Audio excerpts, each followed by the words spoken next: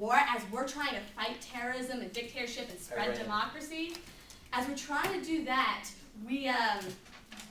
we're funding there because some of this money we give for the oily deposit for the oil is the oily deposits. Yeah, go ahead. For the oil, some of the money we give to that is funds terrorism indirectly. Yeah, that's exactly the thing, and that's probably the big point of this article. It's basically saying that the more oil the United States buys from these authoritarian, maybe even totalitarian regimes, number one, we're going to be strengthening that form of government, weakening democracy.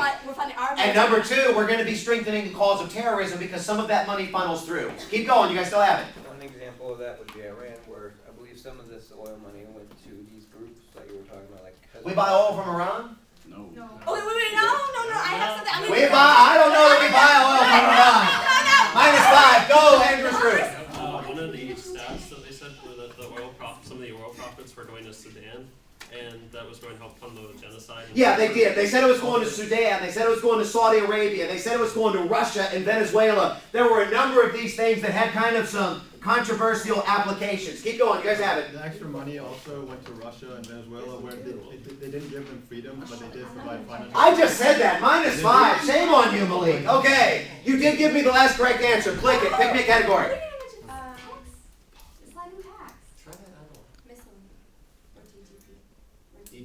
DTA. Well, nobody can get that one right. Points for DTA. Double click the DTA 5. Where we get that right? Yeah, I know. Double click it because it's not black. Yeah, okay. Okay, now go to 4. Yeah, you're good. 3. 3, I'm sorry. 3. My bad. Jesus. List all you can. GDP. You have it next, but they've got it now. Right, 5. Domestic product. It's the entirety of what a country puts out as far as what a country puts out. Overall economic. What does that mean? Overall economic output. 4. What our country puts out in monetary value. Okay, that's true. The sum total of goods and services is basically going to be the GDP. Sum total of goods and services produced by a given country. What else can you tell me about this? What did you just say? What else can you tell me about this? 3, 2, 1. Go ahead, Ahmed. Go ahead, Kyle. That America's ranked the highest. Okay, is it? Yes. 1, 2, 3. America's ranked the highest. Go ahead. The highest GDP, but it's rumored that China or India will eventually take us over. It is. Can anybody break down some of these top 10 GDPs? How does it go? 4. Like the list of. 3. I think we're top. Japan's second. Germany's third. Germany's not third. Except for U.S. is 1. Japan is 2. 1, 2, 3. Germany was a top 5. Right? Germany is a top 5. China is third. China's third. Keep going. I do not know number 4, but I think number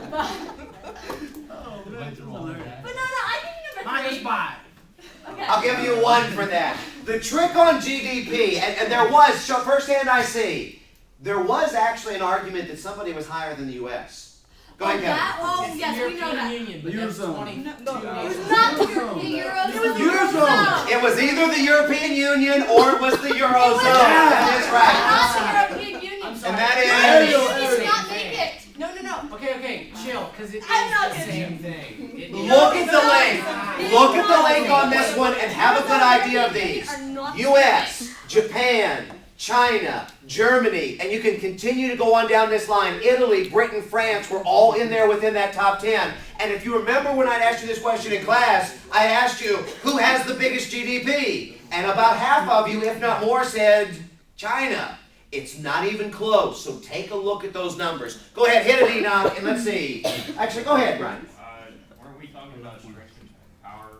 We were, go ahead. And how the GDP is not necessarily a representation of a nation's power, but more so strength because it's a measure. I saw that email. Yeah, I can go with that. I can totally go with that. And your apprentice group, 1, 2, 3. -1 for fighting. You gave me the last correct answer. Pick me a category. Okay. Which one? Yeah, turn it. Constitution for 1, Enoch. Isn't this fun? Isn't this fun? Go ahead, Enoch. List all you can. Your group's got it. Wendy's. 4. Oh my goodness. 3. You've got it next. Wendy's. 2. 1. Go, Christian's group. Wendy's. The advertisement around, I think they had it. The Cold War? Yeah, it was. The advertisement about the Cold War? Go ahead. It was by the Soviet No, it was Union. about the Soviet. Okay, go ahead. Explain it to me. And I think they were advertising it like around the Olympics or something. They were advertising this about the Soviet Union around the time of the Olympics. Go. So they had this this fashion show, but and it was supposed to be in the Soviet Union, and every time they announced a different, like evening wear and like I don't know, they had like swimwear and stuff like that. She wore the same dress every single time. Yeah, evening wear, day wear, swimwear. At night she came out with a flashlight. At day she came, or the evening, or the swimwear she came out with a beach ball. Absolutely. Tell me more. And they also, and What would this symbolize? well, they're talking about not having any choice. That's exactly what they were talking about. Not having any choice, and you don't have any choice in what kind of a system? And From the chapter? Democracy. 4, 3, 2, 1, go. Authoritarian. No, -1. No, -1. What group is that? That's Lee's group up here. What? Go ahead, Emily. Okay. What system? Do you have no choice in? Wait. 4. Totalitarian. That's the system. Now tell me what you were going to say. Okay, what I was going to say is the old Soviet Union had a really high turnout of voters. Like, they would kind of champion this, that they had this high turnout more than America. What? But the thing about it is there was no real sense of choice because all the elected officials were from the same party. They were from the same party. And that's basically what the Wendy's commercial was saying. Really jiving at. Yeah, and ultimately what happened to the commercial? It was actually banned. It was pulled by protest from the Soviet Union because the games in 1980 were in Moscow. Pick me a category. Click it. Okay, miscellaneous, 5. Miscellaneous for 5. Korematsu, first hand. Oh, Kyle, yeah, this is your chance, buddy. 5 points. What is the Korematsu case? Korematsu versus I forget who it was. Well, anyway, Korematsu was a Korean American after Pearl Harbor. Korematsu was a Korean American. Japanese American. Japanese American, go ahead.